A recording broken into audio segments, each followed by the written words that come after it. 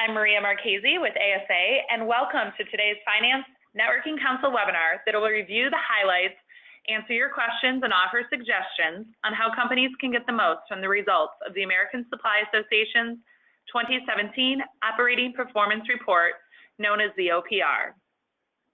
Please note that this one-hour webinar will be recorded for replay.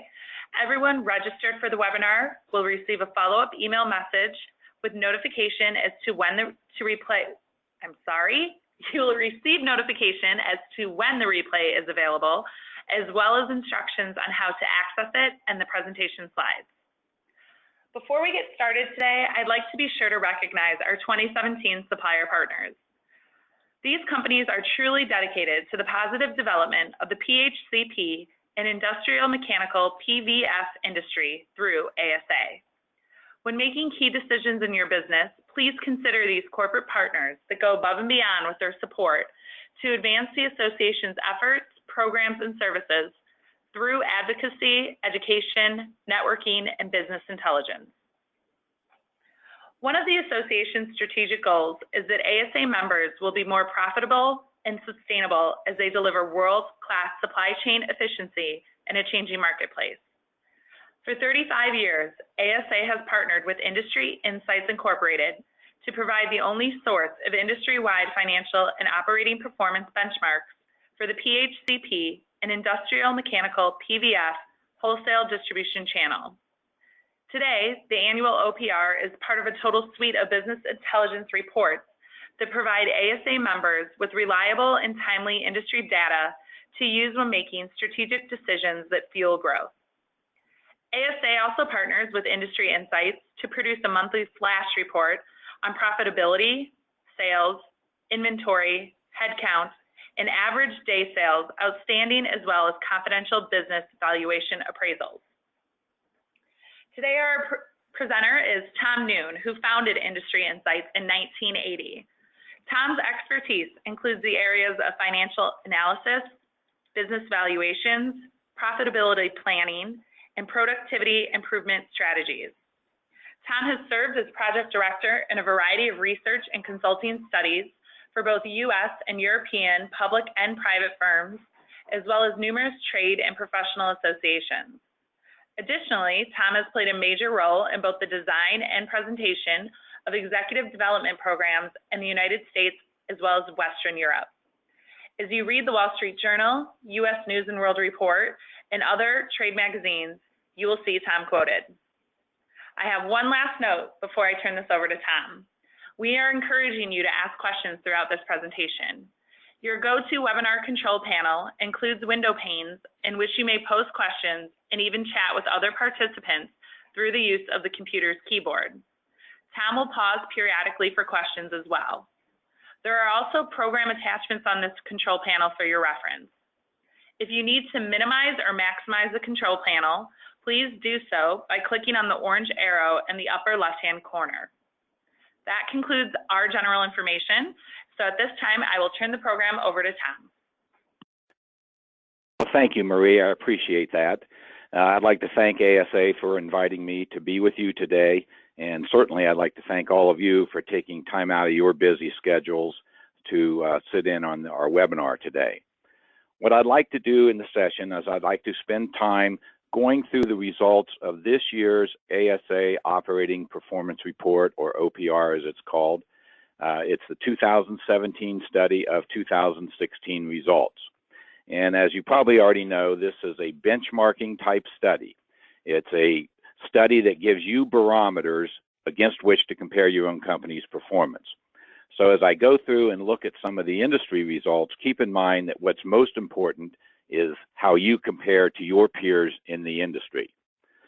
So kind of the agenda that I'll be following in this session is I'm going to spend just a couple moments up front to talk about why this information is important and what is in the study.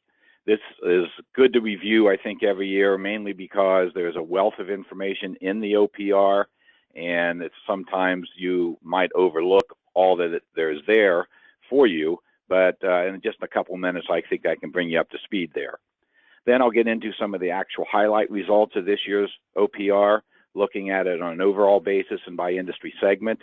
And then I want to take you through a sample hypothetical company analysis. The idea here is that if you see how easily you can use this information, and you can see in a very short period of time, you can get great insights about a company just by using these benchmarks, then hopefully it'll be that much easier for you to apply this information to your own company. And so to do this, I've dreamed up a hypothetical company, and I want to emphasize that. There is no way I would ever use anybody's real information, because this study is done in strictest confidence. And I want to emphasize that throughout this. We go to great extremes to ensure confidentiality, and I would never use anybody's actual numbers. Then I want to take a look at what we call the profit leaders or high profit companies in the industry. Each year when we do the study, we separate out the most successful companies based on one measure, before tax return on assets. And then we look at this for each of the segments in the industry, separate out the most profitable companies, and then put them in a grouping all by themselves, and then run all of the measurements for that group of companies. So the idea here is to try to determine what separates them from other companies in the industry. In other words, why were the industry winners actually the winners?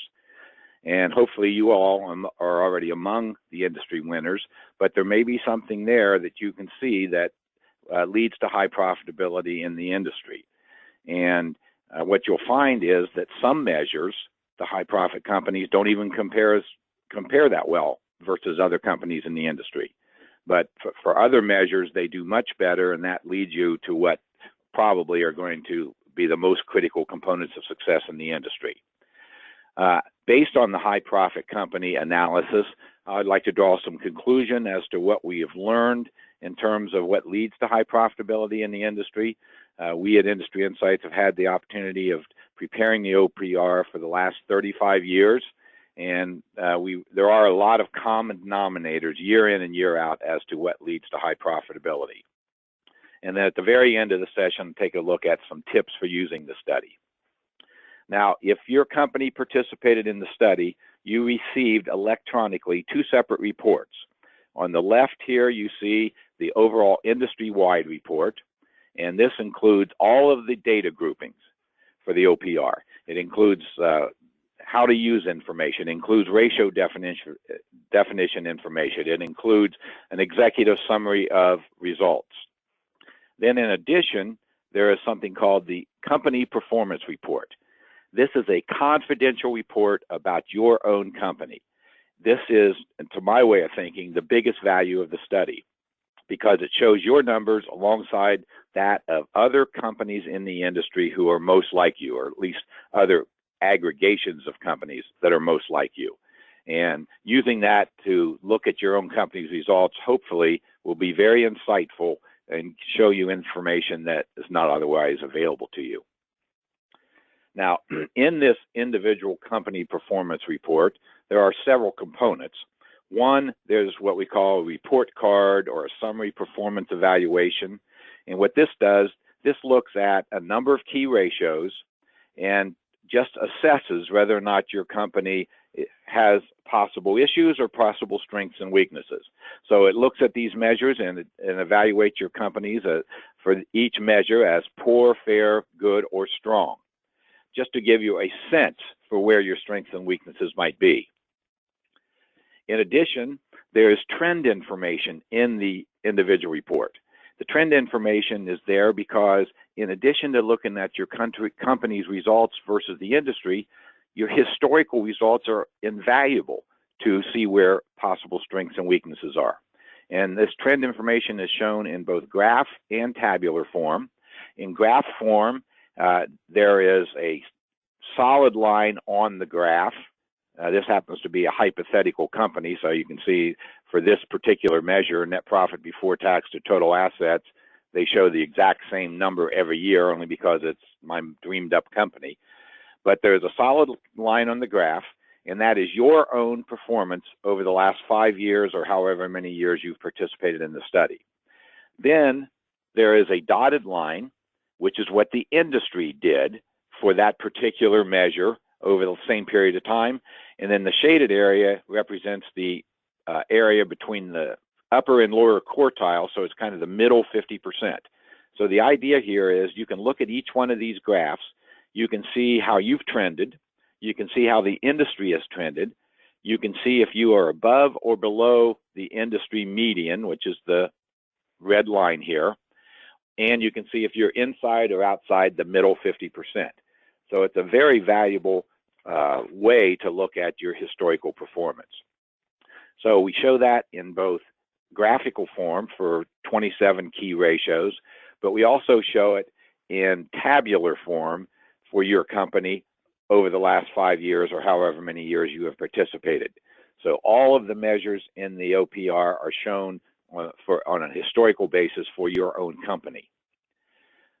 Then in addition, in the OPR, there is also the set of information which we call the detailed performance results, which shows your firm and has all of the measures already calculated for your firm in the same manner that they're calculated for the industry benchmarks. And then alongside your firm are the data groupings for companies most like yourself. I've put some example data groupings on this page, but the data groupings that will be in your report are companies most like yourself. So again, this is invaluable to give you a feel for how you stack up with your peers in the industry. Well, why is this information useful in the first place? It's useful because just to look at the dollar amounts of your business doesn't tell me enough to really assess your business. For example, if you said, Tom, we had a great year last year, we had $10 million in profits. Well, I don't know if that's good or bad. If you did $10 million in profits and you're a $100 million company, that tells me one thing. If you did $10 million in profits and you're a $50 million company, that tells me something different. So 5% profit on sales is different than 10% profit on sales. So that's why it's useful to look at a ratio. Well, just as looking at the dollar amounts doesn't tell you all you need to know, neither does looking at a ratio all by itself. For example, if you said, Tom, my payroll costs, including fringe benefits, were 19% of sales last year, and I'm a plumbing supply company. Well, again, I don't know if that's good or bad, but I know by virtue of having done this study that if you're at 19% and the industry average, I know now from the study is 15.7%, that raises a red flag to me. Why are you 19% when your peers are at 15.7%? So that's why ratios are important. Well, I always like to point out, though, that when you're using industry norms, they are just guidelines. They're not absolute. There may be a very good reason why your payroll costs are higher than others, and if so, maybe there's not a problem, but at the same time, it's important that you understand why you might be different. And also I maintain, and I'll show you this when we look at that hypothetical company, that you don't have to be an industry expert to use this information, and you really don't have to spend a great deal of time doing so. The report itself is very detailed. Your individual report is very detailed, something like 20 to 30 pages. It's like 31 different possible data groupings, 130 or so different ratios. But if you focus on some key things, and we'll talk about that also in this session, then that can lead you to some great insights in a short period of time. Well, as I said, the study is very detailed. It shows you information about a lot of different areas of your business, such as return on investment, percent income statement, balance sheet, expense detail, gross margin analysis, asset and financial management, something called the Z-score, productivity information, inventory and receivables management. So there's a great deal of information there. And the data is broken many different ways. As I said, I think there's like 31 different possible data groupings. First of all, it's shown for all reporting firms, but it's also shown by the type of business you are in. If you're a plumbing supply company, there's information for other plumbing supply. If you're a PVF, there's groupings for PVF. If you're plumbing and PVF, there's groupings for that, and HVAC and other. Then within each of those sales emphasis groups, there is a high profit firm grouping. There's also sales volume information as well. And then there's also information by number of branches and by geographic region. Well, the OPR has evolved over the years, And just to quickly show you some of the new features in the last few years that are worth mentioning because it might get lost in the shuffle. We did a definitional change 4 years ago to now include purchase rebates as part of gross margin. Historically, that wasn't the case, but as purchase rebates became more and more and more relevant, it was obvious that everyone was putting purchase rebates as part of gross margin, so we did that change. Also, a few years ago, we started providing the individual report electronically, and it's now provided today in as both a PDF document and an Excel document. So you can print as many copies as you want, and you can manipulate the information as however you want to analyze it. There's also regional information in the individual report where that wasn't historically the case. And I'm proud to say that this year we had a significant, about a 6% increase in participation in the study. There was 182 different companies that participated, which is a very good participation. Okay, let's take a look at some of the results of this year's study. And I'm going to take a look at a number of graphs all laid out the same way. So we can, once you kind of figure out how the first graph is laid out, then each of the next number of graphs will be laid out the same way. This particular graph looks at before tax return on net worth or return on owner's equity. Those are interchangeable terms. And you can see what the results have been over the last 5 years. And most relevant is return on net worth during the most recent year, which is 2016, was 14.3%. You can see how return on net worth gradually went up for those 3 years, 2012, 13, 14, and the last couple years, return on net worth has been somewhat lower. Okay, net profit before tax is a percentage of net sales. So this is bottom line profits before tax as a percentage of net sales. And this chart typically, and it's definitely true this year, mirrors the previous chart because profit margin really is what drives overall profitability, both overall return on asset profitability and return on net worth profitability. So the typical company during the most recent year was at 3.1% bottom line profits as a percentage of sales. And you can see again, the last couple years, this has ticked downward. All right, asset turnover. This is defined as sales divided by total assets. And you can see this has been amazingly consistent. It's been actually absolutely the same every year for all ASA responding firms. Now, what that means is that the typical company, as an industry, this has been consistent, but what's most important is how you compare. How do you compare versus your peers in the industry? And have you shown this same level of consistency? Financial leverage, which is defined as total assets divided by net worth. This has also been very consistent, between 1.9 and 1.8 times each year over the last 5 years. This is a measure of financial leverage, or in other words, how much you rely on debt versus equity financing. Payroll as a percentage of sales. This is a very important measure because payroll costs represent such a significant portion of the typical company's expense structure. As a matter of fact, this is showing payroll as a percentage of net sales, including fringe benefits. But if we look at this as a percentage of gross margin, the typical company in the industry has payroll costs that represent over 60% of their gross margin dollars going to payroll. So this is definitely a significant number. And you can see in the most recent year, for whatever reason, there was a little bit of an uptick. The typical company in the industry was at 16.5%. So I ask you to kind of mentally go through on your own, what does your company's payroll cost as a percentage of fringe benefits come out to be for the most recent year? Are you above or below this? And if you're significantly above this, why? There may be a very good reason for it, but at the same time, it may be an opportunity for improvement. Okay, gross margin on warehouse sale, or excuse me, gross margin on net sales. And we have a lot of bars on this chart because of the fact that of this definitional change that I alluded to earlier.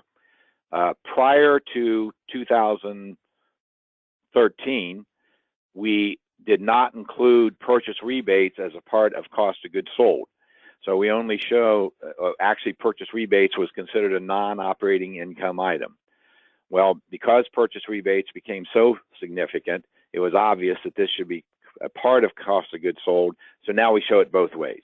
We show gross margin both before and after purchase rebates, and we also show purchase rebates as a percentage of sales, so you can see how you stack up on that as well. So in the most recent year, the typical company had gross margin after purchase rebates of 27.9% of sales. Inventory turnover. This is warehouse cost of goods sold divided by average inventory. And again, this is very steady year in and year out, typically for the industry. Now, it doesn't mean it's not important. It's critically important, especially if your inventory turnover is out of line. But at the same time, on an industry-wide basis, it's been very steady. Okay, a measure that's included in the OPR that is a measure that is a combination measure that brings into play both gross margin and inventory turnover, and this is called gross margin return on inventory. The nice thing about this measure is it shows you your overall effectiveness of inventory management. And you can get there in two ways. You can get to a good GMROI in a couple ways. Some companies may have a high margin, low turnover kind of strategy and get to still a good GMROI. Another company might have a low margin, high turnover kind of strategy and get to a good GMROI. So the idea here is to try to maximize what your return on your inventory investment is. And the way to interpret this is, in the most recent year, it was 129%, which means that the typical company in the industry was earning $1.29 in gross margin dollars for every dollar invested in inventory. So they're earning 129% on their investment in inventory. And the way this is defined is basically gross margin over average inventory. So it's your warehouse gross margin over your average inventory. Total operating expenses as a percentage of sales. As we'll see a little later, this is a number that year in and year out separates the high profit companies from other companies in the industry. The high profit companies do a better job of expense management. And you can see for the most recent year, the typical company was at 24.4% total operating expenses as a percentage of sales. So if you're significantly above that and you don't really know why that might be the case, then that may be an opportunity for improvement. Average collection period on receivable, or days receivables outstanding. Typical company in 2016 took 45 days to collect their receivables. And you can see there how it's changed over the years. Net sales per employee. Now, this is not inflation adjusted, so when we look at a 5-year period, inflation's not factored out of this. Inflation has been relatively low over this period of time, but at the same time, there has been a little bit of inflation. But at any rate, in 2016, the typical company was at $439,000 of sales per employee. This basically shows how effectively you're using your employees, or how productively you're using your employees to generate and service your sales. So again, if you're significantly below this, then it is worth questioning as to why your personnel productivity is not up to the industry standards. Percent change from the prior year. So this is sales change, and you can see that in the last 2 years, overall sales in the industry has fallen off a little bit in terms of the sales increases, but as compared to 2012, 13, 14. But keep in mind, these years were coming off to a large extent the recession years that we experienced. So the base upon which they were or calculated was somewhat lower. The last 2 years have been more of a normalized situation. Okay, that's sort of an overall look at the industry performance in the last year. If anybody has any questions, or if there's any that have come through, now would be a good time to kind of take those. And if not, I'll keep going. We're going to give you a few seconds here to go ahead and type in some questions, and we will follow up, Tom. Okay. I know I kind of get rolling along here, but at any rate, feel free to ask your questions. And by the way, my contact information is on the beginning slide here and the ending slide. So if you have a question that pops into your mind after the session is over, by all means, send me an email or give me a call, and hopefully I'll be able to answer it. Okay, I think I'll kind of move forward, but if something comes through, Maria, you can let me know. Okay, a good way of assessing your company is to look at the old DuPont profit model, which has been around since the early 1900s. It's not perfect by any means, but it does give you a framework for looking at kind of the broad picture of how your company is doing. And the value of this is that return on equity or return on net worth is impacted by what they call three profit pathways: profit margin, asset turnover, and financial leverage, which we'll look at here in a minute. Profit margin is impacted by gross margin, expenses, sales. Asset turnover is impacted by sales, inventory, receivables, total assets. And the idea here is if you multiply your profit margin by your asset turnover, then you get return on assets, which is a profitability measure. And what you see, the numbers you see here represent all plumbing supply firms in the top of each box and all PVF firms in the bottom of each box. So all plumbing supply firms had a 4% profit margin, 2.6 times asset turnover for a 10.7 times return on assets. The PVF companies were 1.9%, 2.6%, and 4.9%. So if you're looking at your own company and you see, say, the profit margin is low versus the industry peers, well, that would prompt me to take a look at gross margin, look at expenses, and try to determine what might be the problem. Likewise, if your asset turnover is low, you might look at inventory turnover and receivables. Okay, taking this a little further, you can take that return on asset number, multiply it times financial leverage, which is defined as total assets to net worth, and you get before tax return on net worth. And again, the idea here is that this is the third profit pathway. Your financial leverage can also have an impact on what your overall profitability is. And the numbers you see there are what they are for all plumbing supply and all PVF. Putting it all together, this is what the total profit model looks like. And again, I only show this because it's a good framework for analyzing your own company. It really just gives you a few measures to try to pinpoint where strengths and weaknesses might be. Okay, thus far we've taken a look at the overall industry results, and we've looked at basically all firms that participate in the OPR.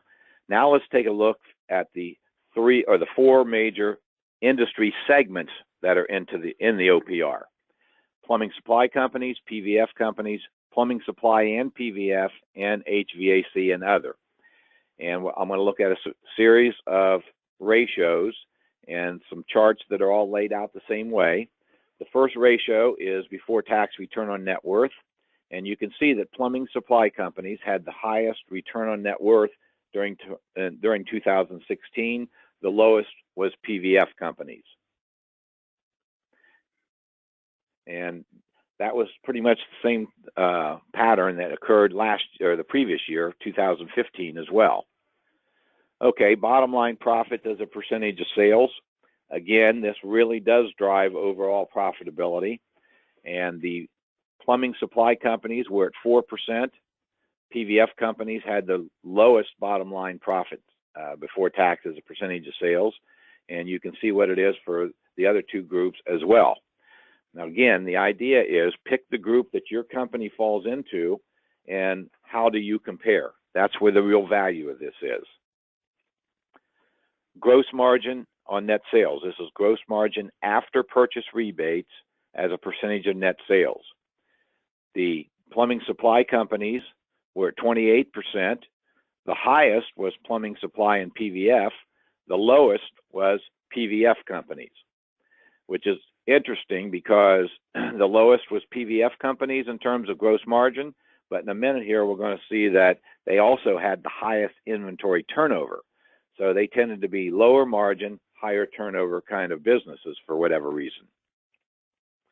And here is the inventory turnover, and you can see that the PVF companies, which had the lowest gross margin, had the highest inventory turnover. Plumbing supply companies, on the other hand, tended to be towards the top in terms of gross margin and towards the top in terms of inventory turnover. The result is warehouse gross margin return on inventory, which is that combination measure that brings into play both gross margin and inventory turnover. And the plumbing supply companies had the highest overall gross margin return on inventory among the four segments. Okay, a measure that, yes, we have yes. a question. Sure. The question is, does the individual company report show the pathway to profit for the company? It shows all of, good question. It shows not only all of the ratios individually, but there is a section in that report that does show the profit model, which shows these pathways to profits. So it's there a couple different ways. Also, each of the measures that are included in the profit model are part of the graphed information and also in the report card section of it as well. So it is actually shown there a couple ways. Okay, hopefully I answered it.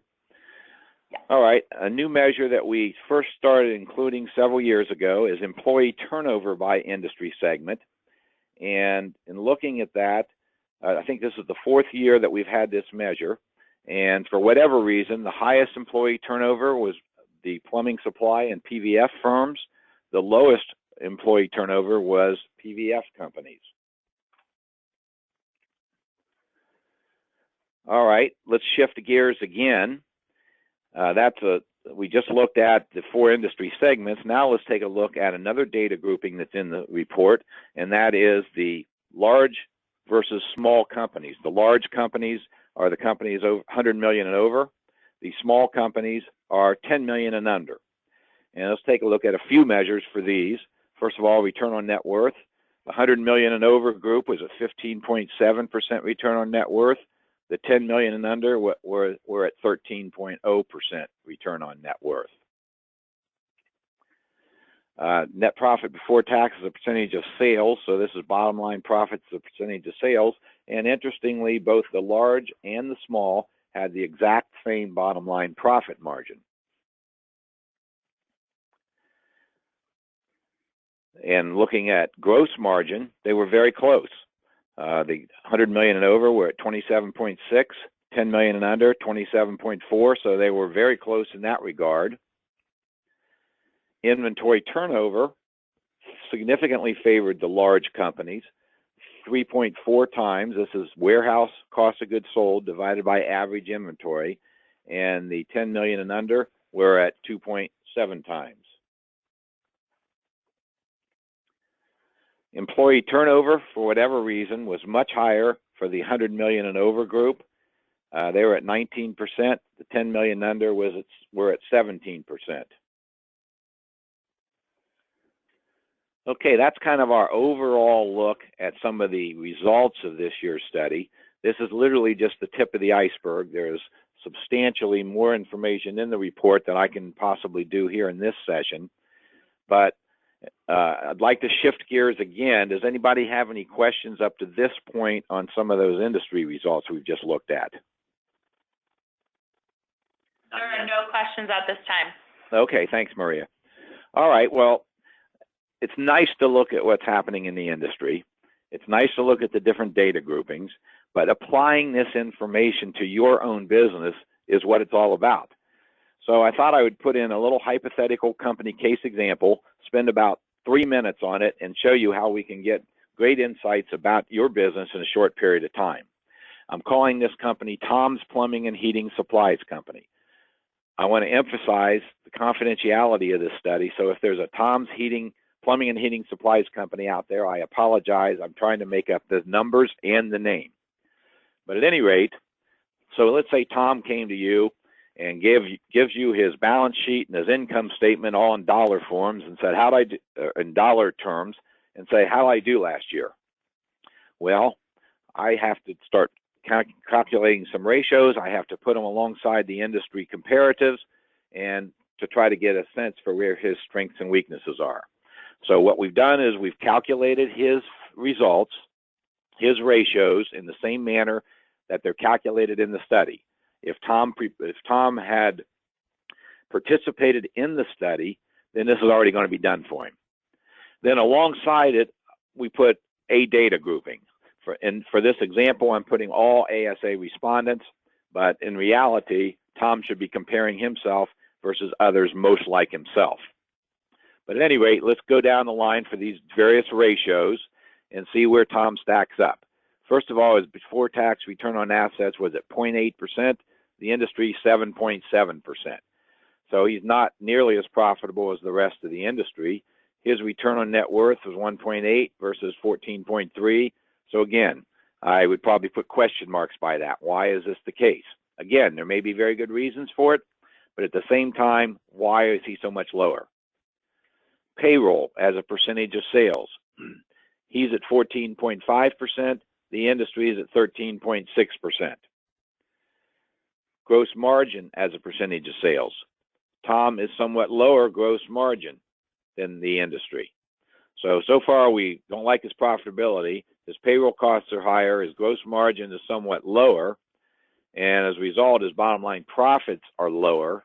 So we're putting question marks by all of those. On a good note, he experienced a sales growth above the industry, so that's a positive for him. But we really have to look at his area of the country to see if that was good or bad. Okay, how about his various expenses? Well, his selling expenses 8.9% versus 8% for the industry. That's a significant difference. I'd put a red flag there. Delivery is a little on the high side. Warehouse costs are good. G&A are high, so I'd put a red flag there. Why is that? His occupancy expense is a little bit high. All other expenses are okay, but the net result is his total expenses are substantially higher than the industry. So this is a significant profit drain on Tom unless he can figure out why this might be the case. And obviously he should focus on his selling expenses. He should focus on his G&A expenses, and to a lesser extent, his occupancy and delivery expenses. Okay, let's look at some personnel and productivity measures and other measures. Sales per employee. Tom is not getting the productivity out of his people that other companies in the industry are. Typical company, $438,000 sales per employee. He's only $260,000. So again, a red flag. Gross margin per employee.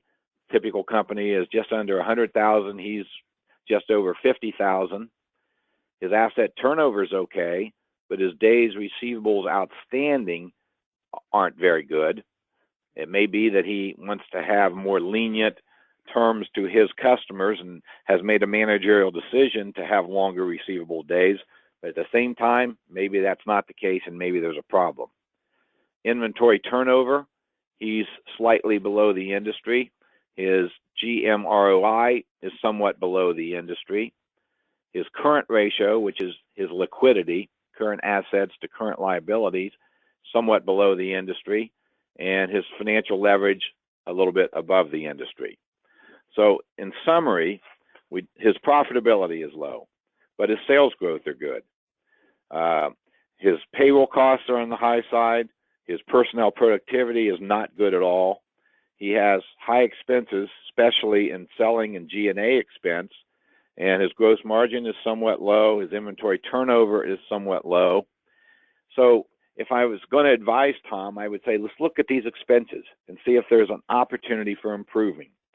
And if there are, they don't have to be huge improvements. Just a 0.5% of sales here or 4% of sales there can have a significant impact on his overall profitability. So doing the same kind of exercise and applying the information to your company is really the way to use this information. And hopefully, just by looking at this, this will make it that much easier to go and do it at your own company. All right, I'd like to shift gears again, unless there's any questions at this point, and take a look at what we call the profit leader analysis. And again, to reiterate, every year for the OPR, we separate out the most profitable companies in the industry. And we do it for each of the 4 sales type segments: plumbing supply companies, PVF companies, plumbing and PVF, and HVAC and other.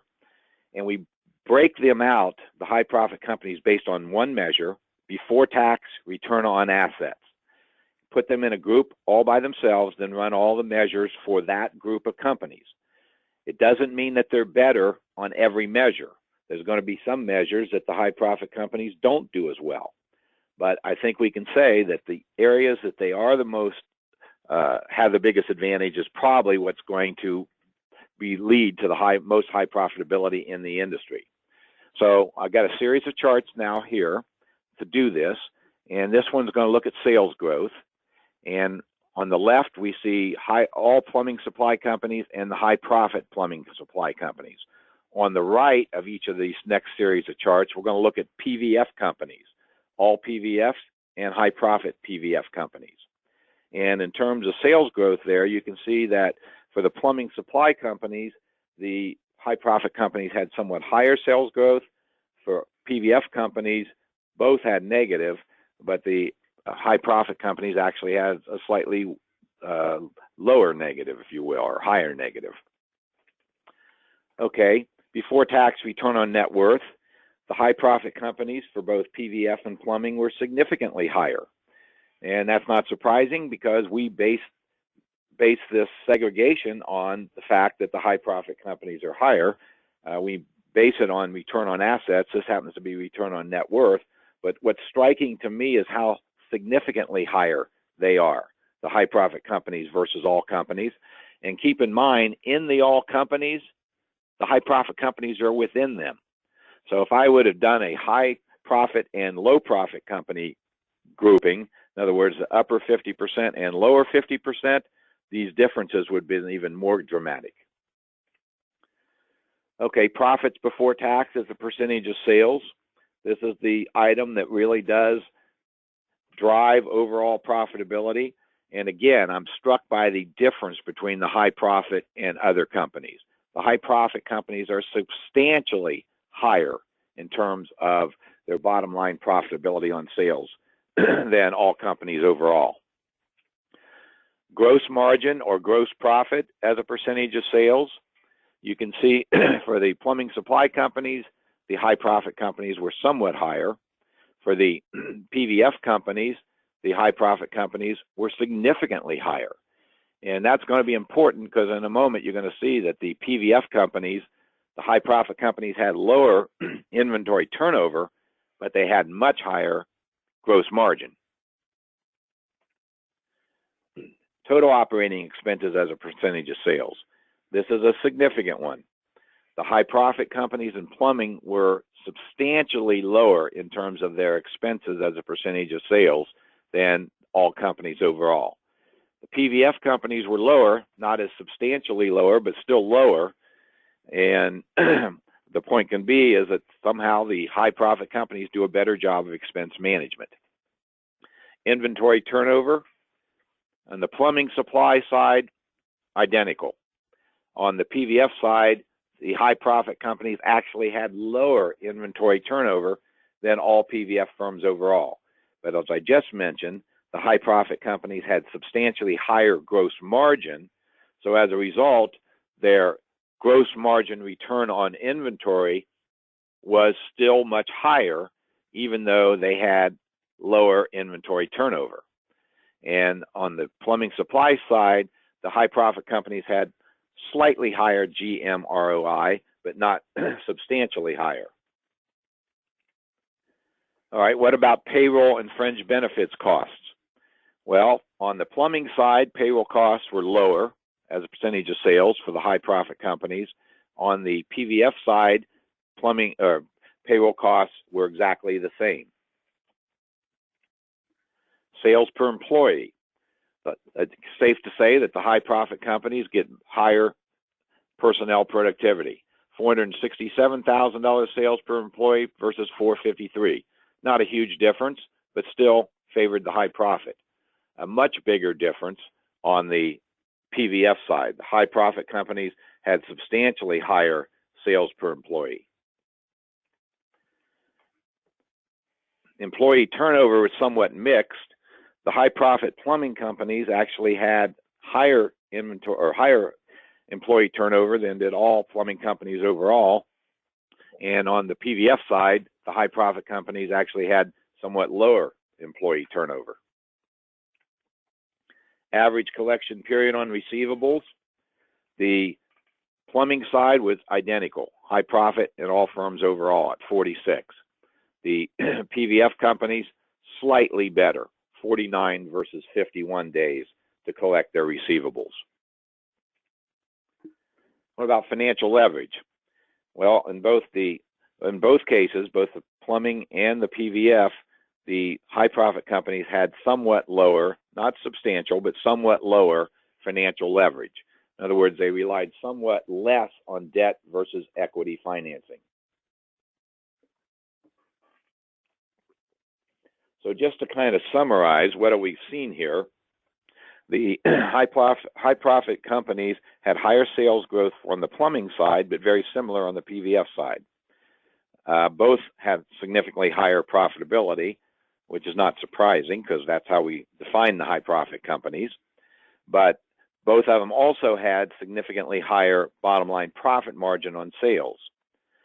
They both had higher gross margin on sales. The PVF side had substantially higher gross margin on sales. They both had higher gross margin return on inventory, or GMROI. The high profit companies had higher sales per employee, definitely had lower operating expenses as a percentage of sales. They had very similar average collection period on receivables. The high profit companies had lower financial leverage, and it was mixed on the inventory turnover. So I think the point can be made is that there are some significant areas that separate out the high profit companies from other companies in the industry. Any questions on this before I move on? We do not have any questions at this time. Okay, thanks, Maria. Okay, well, then what are the components for success in the industry? And I try to identify this every year that we take a look at this. And the amazing thing is that there is common denominators year in and year out as to what separates the high profit companies from other companies in the industry. And I hate to be trite, but expense management ends up being critical every year. The high profit companies invariably do a better job of expense management. In other words, their expenses as a percentage of sales are lower. And I think part of this, I have talked in the past about expense creep, in the fact that it's very easy for expenses to creep up over time, especially during good economic times. And then what happens is when the economy goes south, these inefficiencies that are in there sometimes go unnoticed. But the high profit companies seem to do a better job of expense management. Now, I'm not talking about just unilaterally cutting costs. That usually does more harm than good. I'm talking about finding ways to lower expenses by being more efficient. Well, as I said, it's very consistent that the high profit companies have lower expenses as a percentage of sales, and that certainly was true when we looked at the plumbing supply and PVF companies. But taking it a step further, it's typically true year in and year out. Now, a piece of this might be the fact that oftentimes the high profit companies find a way to get an incremental sales volume. And that, if you can get incremental sales in the short term, it drops a disproportionate amount to bottom line profitability. Let me show you what I mean. Let's say you have a company that does 50 million in volume. They have an 80 or 20% gross margin, so their cost of goods sold is 80%. I'm going to say that their variable expenses, expenses that go up when sales go up, such as salesperson commissions and other expenses, we'll say at this volume level, variable expenses are 8% of sales, and we'll say fixed expenses, which are expenses that over the short term don't go up when sales go up, we'll say that those are also 8% at this volume level, just for simplicity. And the result of this is a bottom line profit of $2 million or 4%. Well, what happens if this company figures out a way of getting a 10% sales increase or 5% or $5 million of new sales? And they do this by not cutting prices, so their gross margin remains at 20%, so their cost of goods sold remains at 80%. Well, variable expenses, we'll say, go up in proportion to sales. I realize that some are semi-variable and some are totally variable, but for simplicity, variable expenses go up when sales go up. So these go up by $400,000 on the new $5 million of sales, because they're still 8% of sales. However, there are no new fixed expenses, at least in the short term, and so everything drops to the bottom line. So on this new $5 million of sales, the company would earn a 12% profit margin, or $600,000, where they were only earning 4% profit margin on the original 50 million of sales. So the point here is that if you can spread your fixed expenses, at least in the short term, over more sales, it's probably going to drop a disproportionate amount to the bottom line in terms of profits. Obviously, this is a gross simplification, but I think you can see what we're trying for in the concept. Now, another thing to keep in mind is that inventory turnover is a critical component of success, as is receivables turnover, and this is best illustrated by a little example. Let's say you have $10 million in cash to do something with, so you're in business to make money, you buy $10 million of product, you now have something that I'll call cost inventory of $10 million. You mark it up, this is not gross margin, but you mark it up by 20%, so you now have $12 million of inventory for resale.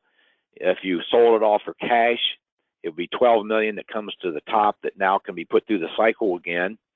Chances are it's going to be part credit sale, or it might be a credit sale. So now you have $12 million that goes into accounts receivable. You eventually collect it. The $12 million comes to the top. So you now have $12 million to put through the cycle, and it can grow for you, and the cycle keeps going, and you become more and more profitable as that happens. Well, given that, it shows you the importance of turning over your inventory and turning over your receivables. If your money gets tied up in receivables, it's money that hurts your cash flow and can't go through the cycle. If it gets caught up in inventory, the same thing is true. So turnover is also critically important. We tend to be very gross margin oriented, but when you look at it this way, you can see that the combination of gross margin and turnover is critical. And it all starts with measuring. We've looked at these measures already a number of times today, to look at gross margin, look at inventory turnover, and look at that combination measure, gross margin return on inventory. Now, there's another piece to inventory management, and that is the fact that there's a carrying cost with inventory. Things such as capital costs, obsolescence and damage, shrinkage, insurance, taxes, et cetera, et cetera. And when you add all this together, it might represent 20 to 25% of the value of the inventory.